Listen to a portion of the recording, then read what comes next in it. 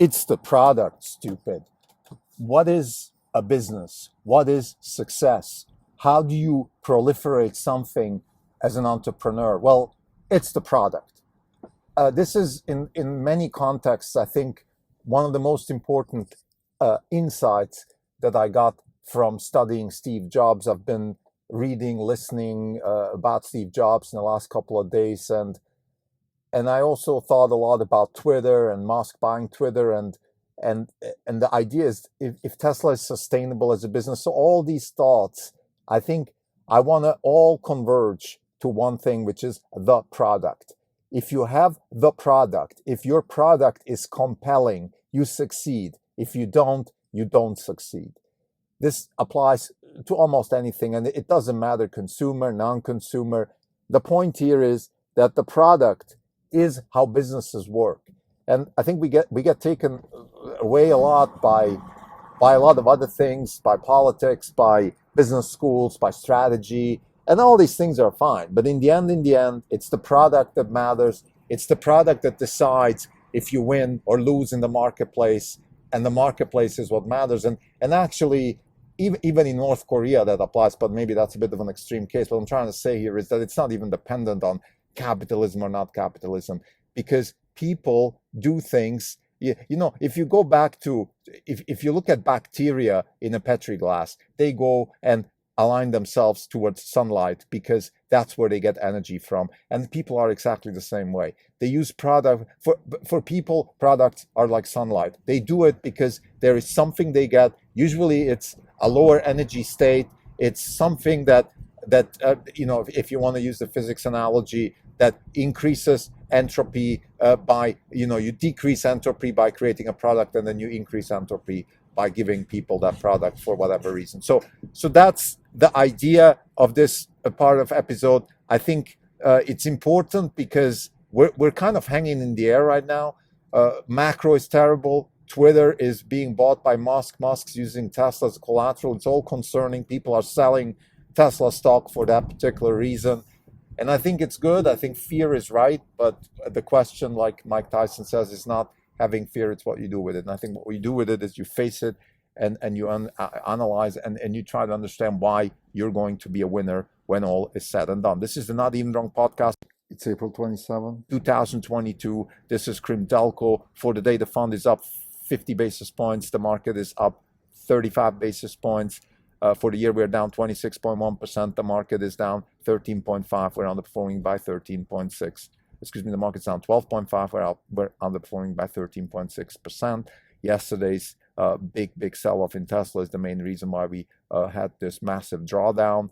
And let's just jump right into it, because like I said many times in this podcast, volatility is part of the business. We can't not have it. So that's fine. We hate it, but it's happening, and it's like getting wet in the rain, or having cold water when you surf, or whatever. Being around an annoying person that sometimes happens in life. All these things are part of life. You can't exclude them from life. I think you need to face them, and I think the best way to face it is, for me at least, is to go back to the drawing board. Think about what is success, what sustains over time, and what doesn't. And so I read a little bit about Steve Jobs. I read some of his speeches. I listened to his speeches, and here's the gist. Jobs is obsessed with product. Deliver the best product. In order to deliver the best product, you have to have a few things. One is you need to iterate. You need to have low cost of iteration. I think one of the biggest insights I had recently was when one of the people that was on the iPhone project told in some podcast, I forgot who, they told that person that Steve Jobs told him that the thing that makes him comfortable about the iPhone is software updates. And in plain English, in Orange Capital Partners lingo, that just means you can iterate at low cost with low cost of error correction. This is what it means. And I think iteration is part of it. So in order to have a good product, you have to be willing to iterate. And this is part of the speech that I read. Lisa, actually, I listened to it, and then I read it also. It's about Jobs killing certain projects within Apple. And he's talking to the people who are involved in the project, and he's telling them in plain English, look, I'm sorry, you worked on this maybe for a decade, it's your career, but that's how it works. We try stuff, and then we adapt, and we kill it, and we go on with our lives. Now, why is this important? Well, it's important for a couple of things. One is iteration again, low cost of error correction, willingness to take risk, willingness to pull the plug, say no. I think actually the speech was focus is to be able to say no. Now all of this translates into the product. It's the product, stupid. Okay, it's all about the product. And I think if we talk about Tesla now, Tesla today, our largest position. We're not invested in Apple for a couple of reasons, and maybe we should do a podcast episode about this because it's always interesting to understand why we're not doing things, also in order to crystallize why we're doing what we're doing. The purpose of Orange Capital Partners is to generate wealth by investing in fundamentally new concepts and engineering practices. So there's nothing about products in there. And the reason there's nothing about products in there is it's kind of like products are the conduit by which you push this fundamentally new concepts and engineering practice with large impact. Like you can only have a large impact if you have a product that works. Now what is the product? Again, the product is the sunlight that attracts the bacteria. The product is people just naturally navigate to good products. And yesterday I listened to NLW's talk about Twitter, and I think he inspired me a lot because he said, look, we can talk a lot about Twitter now, free speech and who's own it and blah, blah, blah. What's going to decide if Twitter's going to succeed? It's not, Thierry Breton in Europe deciding what is and what isn't. It's not Biden. It's not China. It's the product. It's people adopting the product. Twitter is the only thing we have for real-time discussion. It is not perfect, but it's the only thing we have right now for a real-time discussion. And that's the product. In other words, we don't have a choice in terms of, having something else. The product is real-time discussion. And if that's the product, then you have to ask yourself, is there demand for that? Clearly there is. People do enjoy having discussions in real time, or not real time, but particularly in real time. That's how people used to do that for millennia. They had real-time discussions. Town square, the fire, sitting around the fire, talking to each other. That's what we do. We humans have evolved towards talking to each other, having discussions. We also are able to criticize each other and all that type of stuff. But fundamentally, we're able to have discussions. Okay, that's very important. And what Twitter is trying to be, by chance, that's not how it was designed, but Twitter became the public town square, the place where you can actually talk about stuff. And what Musk is trying to do is create a place where you can talk, where identity is there. So identity, or at least he's starting with authentication. He said, I want to authenticate humans. So get rid of the bots. First step. I believe you need identity for discussions, because this whole pseudonym stuff, to me,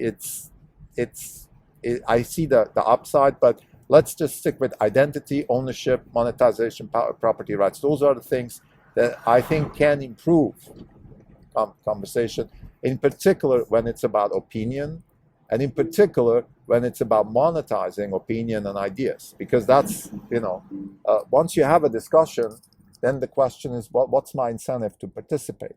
What's my incentive to participate in the conversation if there's a Supreme Court ruling now about a football coach in Seattle who wants to pray after a game, and he's not supposed to do that in a public high school.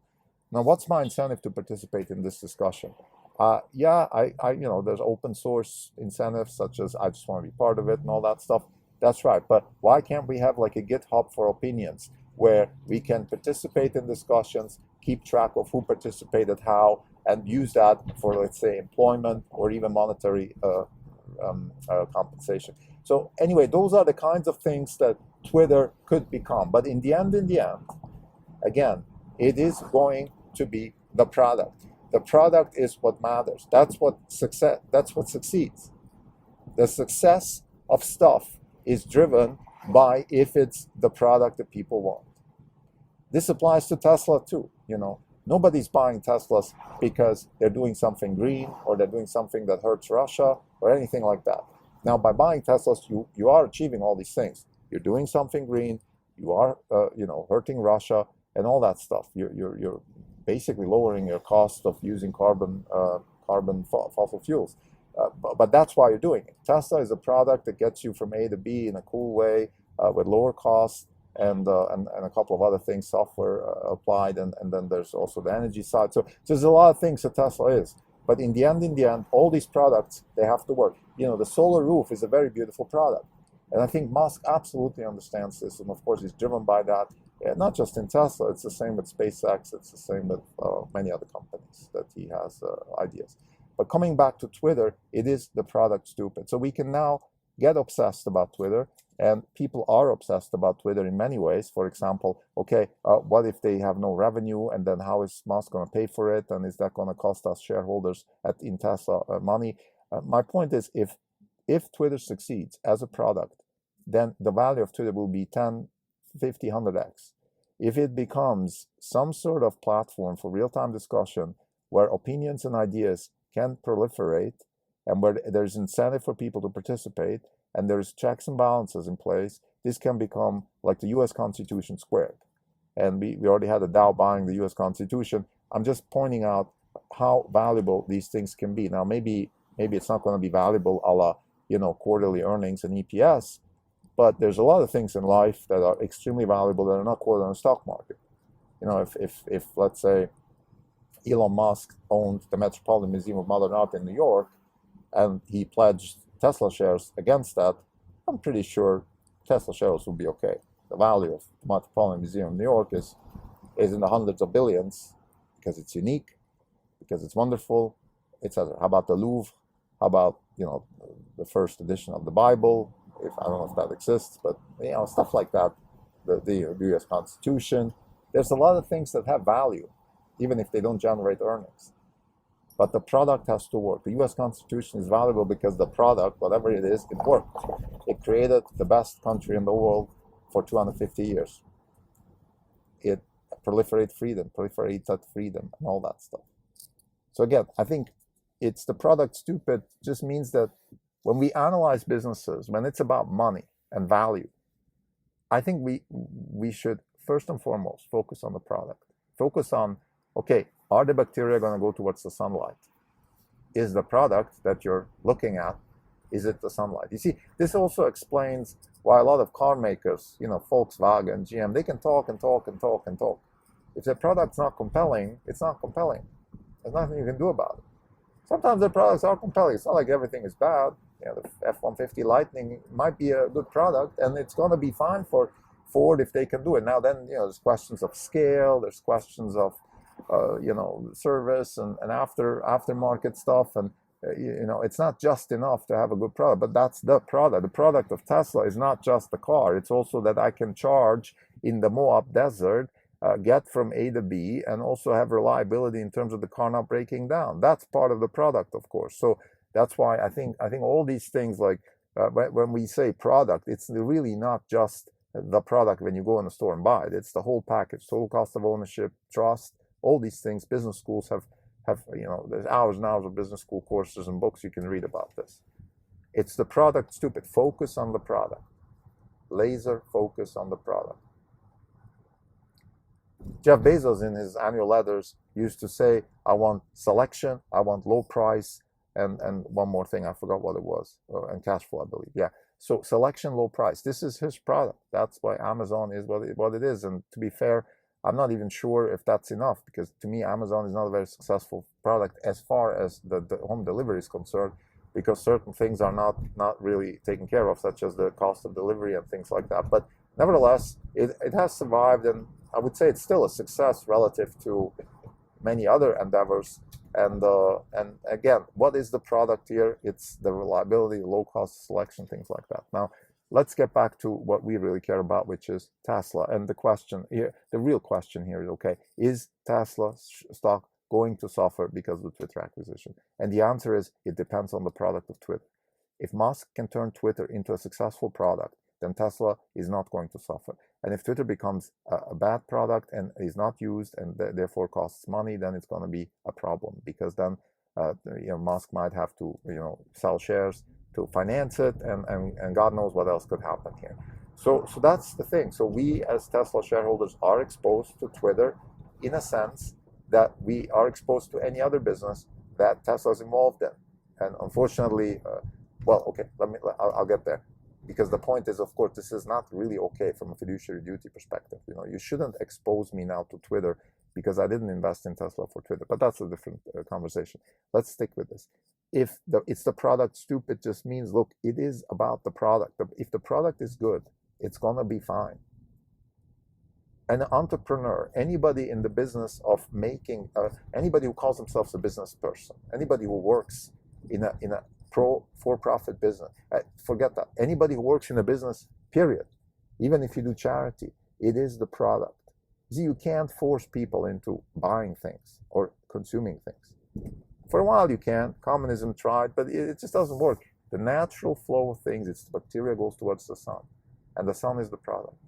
Are you delivering? Are you instantiating? Is your fundamental in your concepts engineering practice instantiating something that in the end is something that people want? Why they want it? Many reasons. Again, I can use the physics analogy. I can say they want it because it increases entropy. And in order to increase entropy, you have to lower entropy, which means you have to use energy in terms of intelligence and production and all that. I can use a more human explanation. Well, why do I want something? Because it helps me solve a problem. It gets a job done. Clayton Christensen, I'm hiring products to do a job. What is the job that Twitter is supposed to do? It helps me have an online conversation. It helps me monetize my ideas. It helps me criticize something. And maybe it can do a few other things that we don't know yet. But those are the kinds of things that we believe Twitter could become. And if that is the case, 7 billion people on Earth, it's probably enough demand for Twitter to become a successful multi-$100 billion valued company.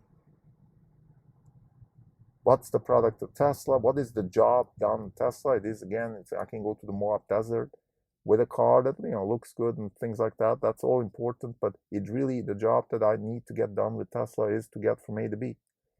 It's not the Alex Potter at Piper Sandler said in China the car is also part of the marriage proposal and things like that. Those are things that are important, but that's certainly not the first job Tesla needs to get done. There's other jobs Tesla needs to fulfill before that. And again, I think my trip to the Moab Desert summarizes the main job Tesla needs to get done is for me to be able to go to a desert like that, charge the car, drive, not break down, go through. I remember we went from 60 Fahrenheit to minus 20 Fahrenheit on the same day.